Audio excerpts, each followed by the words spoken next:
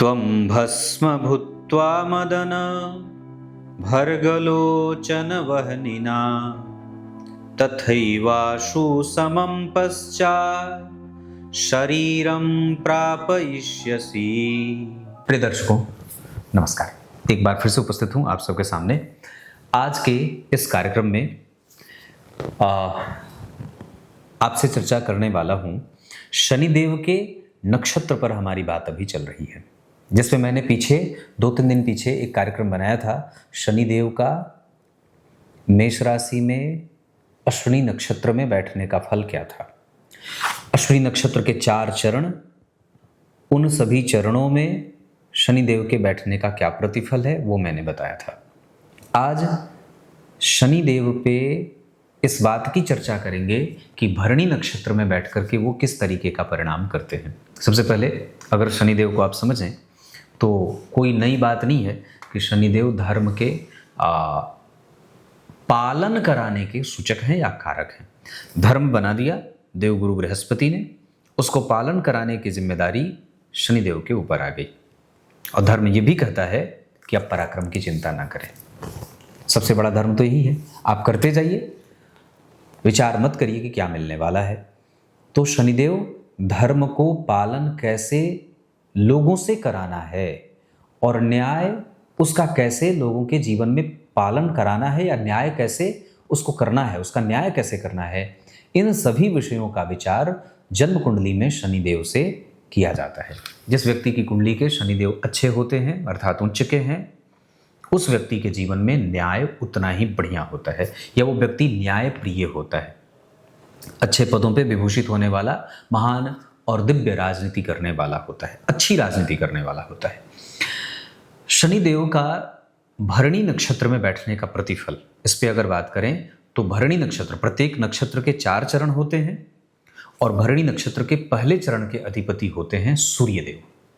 तो अगर आपकी कुंडली में शनिदेव भरणी नक्षत्र के पहले चरण में बैठे हैं तो आपकी कुंडली में आपको सूर्य को भी देखना होगा। और अगर सूर्यदेव आपकी कुंडली में अच्छे बैठे हैं तब तो इसके व्यापक और सुंदर परिणाम जातक के जीवन में आपको देखने को मिलेगा। लेकिन अगर वो भरणी नक्षत्र के पहले चरण में बैठे हैं और सूर्यदेव ठीक नहीं है तो फिर ये आपको शारीरिक कष्ट देने वाले हो जाते हैं, जिसमें सर दर्द और सामाजिक प्रतिष्ठा के जाने का खतरा होता है। बिल्कुल स्पष्ट है। शनिदेव अगर जन्म कुंडली के दूसरे चरण में बैठे हैं, भरणी नक्षत्र के दूसरे चरण में बैठे हैं, तो इसके जो स्वामी देवता होते हैं वो, वैसे भरणी नक्षत्र शुक्र का नक्षत्र है, पर दूसरे चरण के स्वामी चंद्रमा होते हैं। तो जिस जातक की कुंडली में अगर चंद्रमा बलवान नहीं बैठे हैं, उच्च के नहीं हैं या अच्छी स्थिति में नहीं बैठे हैं और शनिदेव भरणी नक्षत्र के दूसरे चरण में ही बैठ गए तो ऐसे जातकों को भ्रम की बीमारी होती है, एपिलेप्सी होती है, मिर्गी जिसे बोलते हैं। कई बार उल्टियां ज़्यादा होती हैं, भोजन पचता नहीं है और वो आसानी से अपनी बात समाज के सामने या लोगों के सामने नहीं रख पाता है। इस तरीके का कष्ट उसकी कुंडली में शनिदेव भरणी नक्षत्र के दूसरे चरण में बैठ करके देने वाले होते हैं। लेकिन अगर आपकी कुंडली में चंद्रमा बलवान होकर बैठे हैं तब ये सारी शिकायतें मजबूती में बदल जाएंगी और जातक विधि वेत्ता होता है, मतलब विधि का जानकार, न्याय का जानकार, किसी खास विषय का ही नहीं अपितु उसके जेहन में बहुत सारे विषयों की बहुत अच्छी खासी नॉलेज रहती है, वो ज्ञानी होता है। शास्त्रकार ये लिखते हैं कि शनिदेव अगर भरणी नक्षत्र के तीसरे चरण में बैठे हैं तो इसके अधिपति शुक्रदेव होते हैं। ऐसी अवस्था में आपकी कुंडली में शुक्रदेव का भी बलवान होना अत्यंत आवश्यक होगा। मतलब अगर तीसरे चरण में शनिदेव बैठे हैं तो जिस जातक की कुंडली में शुक्रदेव कमजोर बैठे हैं उसको वो आसानी से निर्णय लेने में उसको दिक्कत होगी, मतलब उसकी डिसीजन मेकिंग कैपेसिटी कमजोर होगी। ये पहली बात, अगर शुक्रदेव कमजोर बैठे हैं तो। दूसरा, वो व्यक्ति दूरदर्शिता के दृष्टिकोण से बिल्कुल ही परे होता है, मतलब वो भविष्य में कौन सी बात घटित होने वाली है या कौन सा काम करने पर कैसा परिणाम प्राप्त हो सकता है, ये उसको समझ में नहीं आता है। तो ये जो बहुत छोटी दार्शनिकता कहें या बहुत बड़े स्केल पे इसका प्रभाव आपके जीवन को प्रभावित करता है, अगर शुक्रदेव आपकी कुंडली में कमजोर होंगे तो इस तरीके का नेगेटिव परिणाम देखने को मिलेगा। और अगर शनिदेव भरणी नक्षत्र के तीसरे चरण में बैठे हैं तो क्लियर है। और अगर शुक्रदेव अच्छे बैठे हैं तब आप ये बात समझ लीजिए कि ये आपको धन भी देंगे, अच्छी नौकरी भी देंगे, पॉलिटी भी व्यक्ति करने वाला होता है, पॉलिटिक्स करने वाला होता है, गंभीर चिंतन करने वाला, व्यवस्थापक की भूमिका में मैनेजर के पद से ज्यादा ऊंचे पदों तक विभूषित होने वाला भी होता है। यह कब होता है? तीसरे चरण के शनिदेव भरणी नक्षत्र में।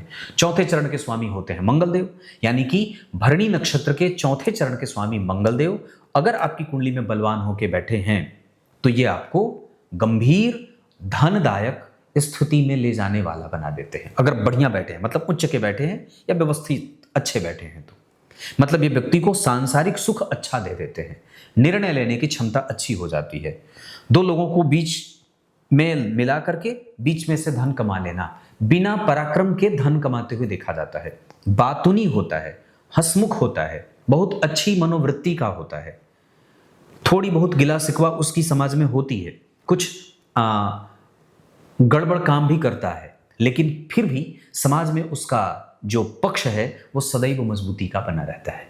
अगर मंगलदेव कमजोर हैं तो फिर धन के लिए आपको बेचैन होना पड़ेगा, ऋण में जाने से आपको कोई रोक नहीं सकता, भयंकर बीमारियों से आपको घिरते हुए देखा जाता है, जीवन में एक परिस्थिति बिगड़ी दूसरी बन के पहले से तैयार है, मतलब आप नहीं परिस्थिति आपको चलाती है, आप परिस्थिति को चलाने वाले नहीं होते, आपका दबदबा समाज में मजबूती से कायम नहीं रह पाता है और सदैव शत्रुओं से आपको घिरते हुए भी देखा जाता है। ये बहुत छोटा है पर आपको ये बहुत स्पष्टतया से समझ में आ जाएगा। क्लियर है? अब आइए, मैं लाइव होता हूं शनिवार को रात्रि 8:15 पे इसी चैनल पे, और कार्यक्रम के आरंभ में मैंने जो श्लोक पढ़ा था वो शिव पुराण का था, जिसका अर्थ भगवान ब्रह्मदेव कहते हैं, कामदेव को मैंने शाप दिया कि जाओ तुम भस्म हो जाओगे। कामदेव रोते हैं, गिड़गिड़ाते हैं, फिर कहते हैं मेरा ये शाप कब समाप्त होगा? तो बोलते हैं तुम भगवान शिव के तीसरे नेत्र के खुल जाने से, उनके नेत्र की ज्योति और अग्नि की गर्मी से भस्म हो जाओगे, और वापस तुम्हारी पत्नी रति जब भगवान शिव के पास जाकर याचना करेंगी, याचना पूर्वक विनय करेंगी, तब तुम्हें वापस वही शरीर प्राप्त हो जाएगा। क्लियर है? ये हैं शनिदेव, जिनको समझना हो। अब शनिदेव के बारे में एक बात बनी है तो एक बार बता ही देता हूं, अगर आपकी कुंडली में शनिदेव अत्यंत बलवान हैं तो कई बार ये विषम परिस्थिति का निर्माण भी करते हैं, ये भी बात है। आइए कुछ इसी तरीके से आज के इस कार्यक्रम का समापन करते हैं, तब तक के लिए इजाजत दीजिए। रोज दिन कार्यक्रम देखा करिए और कार्यक्रम को शेयर भी करिए, पसंद का बटन भी जरूर दबा दीजिए, कभी कभी बोल देता हूं। तब तक के लिए बहुत बहुत नमस्कार।